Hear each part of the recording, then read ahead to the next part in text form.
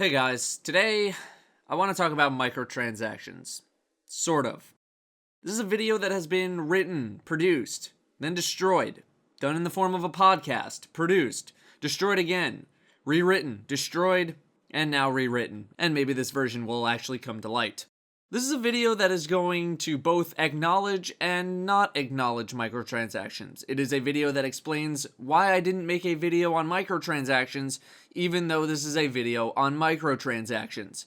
Before we begin, I'd like to establish that I think the point of the microtransactions with regards to the armor being sold is for appearance sake, and not because they're trying to sell power in the game. There isn't any other system in place right now that is able to deliver individual armor skins for individual pieces of gear without affecting bonuses. This is the only way that Bungie is able to give us armor skins. I'll talk about this again at the end of the video, but this is just something I wanted to establish. My math class brethren and I have been speaking about this topic all weekend, at least 8 hours of conversation. We were trying to come up with some sort of conclusion about these microtransactions, and what I think a lot of other people have failed to mention are the various perspectives. People have been arguing their perspectives, and that's fine. Most of us in math class are anti-pay to win, but we don't have a good reason other than just because, or just on principle. We have come up with an infinite loop. The first question of the loop is, are the new microtransactions technically pay to win? And most would argue that on a technical level, yes, they are. If you say no, then you are in the next part of the loop. Significance. How significant are the new microtransactions? Let's talk about that. So there are a ton of items you can actually get from the Sterling Treasure, right? It works sort of like a loot drop from a raid. You need to get the right piece, then the right slot, then the right bonuses. This could take 1 try. This could take 100 tries. This could take 1,000 tries, or anywhere in between. The item starts at 3 light, meaning you need to be capable of clearing the content that you want to use the gear in already before it is usable. Meaning, rolling hand cannon ammo versus pulse rifle ammo in the grand scheme of things probably doesn't matter too much. You can't just go pick up a full set and be caught up and ready to go. You need to already be able to do the activities. So, who exactly are the people who are going to be spending tons and tons of money to try to get the perfect roll of armor bonuses? Probably not the hardcore. There's not enough of a necessity or urgency to warrant spending that kind of money for the return. The ROI is not good enough. The casual aren't going to spend that kind of money. They maybe don't play enough to warrant spending that kind of money on something that they aren't going to use that often. Once again, the ROI is not good enough. Ask yourself this as well. How often will someone else's purchase of an item affect you as a player in-game? Not only that, but how would you even know? If you inspect someone and see they have an item that you can buy with money, how do you know if they bought it or earned it? A little tough to tell unless it was exclusively marked. And then, how would you know that that item specifically affected you? If you get killed in PvP, you would need to decipher whether or not the item was bought or earned, then you would need to decipher whether or not the item caused you to die, exclusively. I anticipate these instances won't happen as often as you think. At the higher levels, it might be more significant, but I still can't imagine top-tier players struggling against not as top-tier players who ended up buying their armor bonuses. But if it's top tier versus top tier who bought, then yeah, there could be issues, but this is a very small subsector of the community, which goes back to significance in a slightly different way. So if the ROI isn't good enough, and if it isn't going to affect you that often as a player, then why does it matter? You might say, because it's pay to win. And thus we get back to the beginning of the loop. I think there are too many factors at play here to come to any sort of exclusive conclusion. It's not as simple as yes or no. It's not black and white. I don't like the direction these micros are headed, but my and my clanmates' reasons are because we don't like it. Okay, so, well, why don't we like it? We think it devalues the experience of earning gear in the game.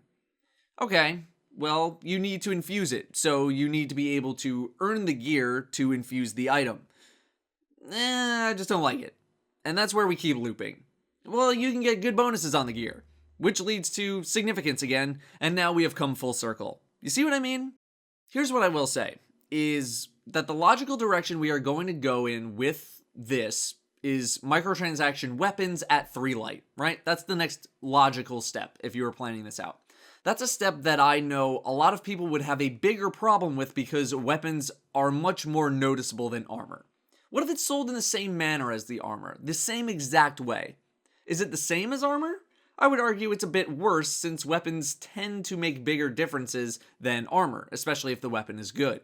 A lot of people are getting caught up on the win portion of pay to win. These bonuses are not going to make you win absolutely without a doubt. They just aren't. In terms of PvE, the effect of these microtransactions feels like it will be really insignificant. You could say that with the introduction of PoE leaderboards that it might have an effect, and on a technical level it does, but on a realistic level, I don't even think it's a blip on the radar.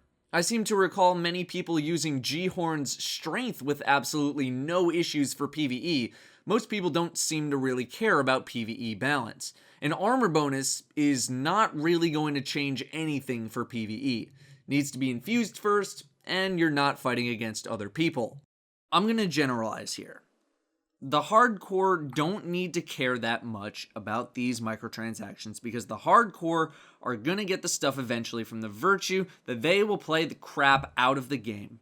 And the average don't need to care that much because the benefit other people might experience when playing against the average player is so inconsequential that it will rarely even be noticed by the average player.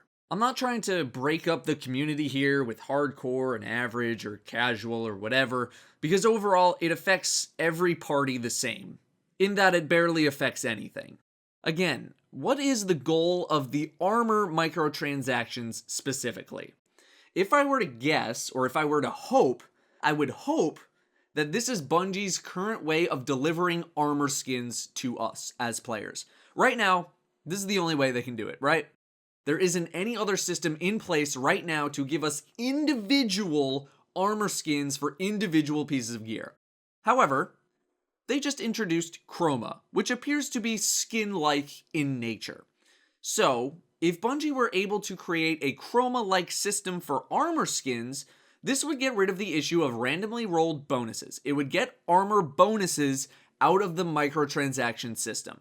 It would get them back to cosmetic only, and I think that's what most people would prefer. I know that's something I definitely would prefer. Another solution would be that whatever item you use to infuse another would apply its bonuses to the gear that is getting infused, which also works. This is something that is genuinely concerning to me. You know, I didn't make this video because everyone else making microtransaction video, and you know, I wanted to make this because it is a concern. I don't like the ability to buy any sort of advantage in-game, no matter how RNG it is, at least specifically for a game like Destiny. But it's not as simple as just yes or no. It's not as simple as significance. It's too subjective. There is no one answer.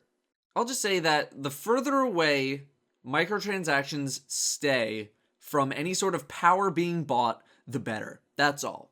But it's a very complex issue. We'll talk on Tuesday's stream about it if you want some more discussion, because I feel like this conversation is better as a back and forth as opposed to me just talking at you guys. That is what I have and don't have on microtransactions. Thank you all very much for watching and for listening, and I'll see you next time.